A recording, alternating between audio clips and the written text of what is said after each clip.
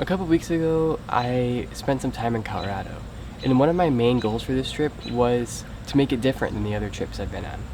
Before, during, and after the trip, I took some notes in my bullet journal on how to stay mindful while traveling, and this video is a little overview of what I came up with.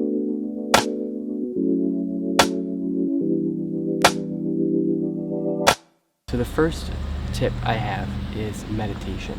Meditation is something I've really come around to because it just used to not really be my thing. I could not concentrate, I could not keep my eyes closed. But over time, I think I've gotten better at it and I've really learned to see the value that it has. It can be really difficult to try to meditate while traveling because the schedule and routine can vary from day to day. But I found that taking time for it, like 4 or 5 minutes, just really makes that day a whole lot better. I think for myself personally, I was a lot more engaged, a lot more focused, and even just happier because I took that 5 minutes in the morning to check in with myself and get in the right mentality to enjoy the most of my trip. So what I recommend is Insight Timer. That's what I use. It's a free app and it has guided meditations and also just ambient sounds to meditate to. So meditating during your travels is a great way to stay in touch with yourself and in touch with everything going on around you, especially because trips and vacations can have like a lot of events and it can be difficult to stay focused and keep up with everything going on. So I think meditation is a great way to affirm your mentality and check in with yourself and just make sure you're feeling good. Number 2 is journaling. So obviously I wasn't going to bring like a whole journal with me when traveling because I didn't want, it's an extra thing to carry. It like weighs as much as a book, and also it is not really convenient to do because when I'm traveling, I want to spend my time with my family or taking pictures or going to cool restaurants or going on hikes, doing something interesting, not journaling. I can journal at home.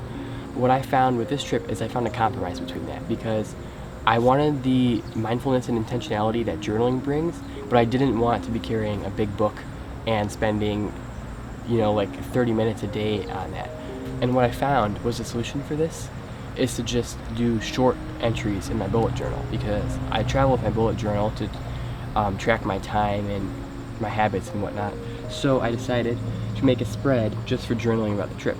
This is different than my usual weekly layout, which I'll show, which usually looks like this, which with my tasks and then some notes over here, and then I have like longer passages in my actual journal. But since I wasn't bringing my actual journal, I just have a spread for small entries. And these, as you can see, I wrote down the day, the date, and then the location/locations, and then I just put a little dash and then wrote like a sentence or two about what was happening. Even though I was taking pictures and I have my Google Maps timeline and all these other things to remember it, I can just quickly look back at like maybe 200 words about the trip. I think this is a great way to remember the experience, to remember the specific things, especially the ones that I wasn't photographing or videoing. I really like this modified practice of journaling that I created because it has the same value as actual journaling, except it just kind of cuts out all the words that aren't needed. It makes it very concise, so it's easy to look back on. And it also saves time in the moment, so I don't have to write out full paragraphs and express myself like that. I can just do it in a couple sentences. Okay, so step number 3 is to just unplug.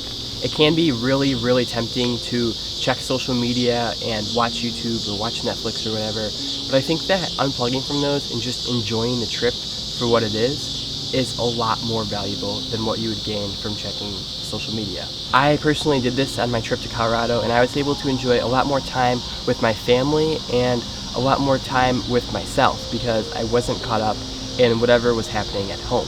Obviously, I'm a proponent of just unplugging in general, but I think if you have to use it, you shouldn't use it on vacation or while you're experiencing something new because I think that subtracts from the experience that you could be having. And I just wait to share until I get home so I can edit the pictures on my computer instead of trying to use my phone to edit them. And then also just as a general safety thing, it's not usually advised that you share on social media while traveling.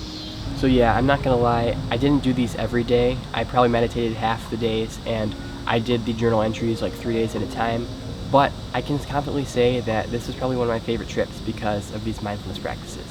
So hopefully next time you're traveling, you can try to implement them and tell me what you think. Thanks for watching. I'll see you in the future.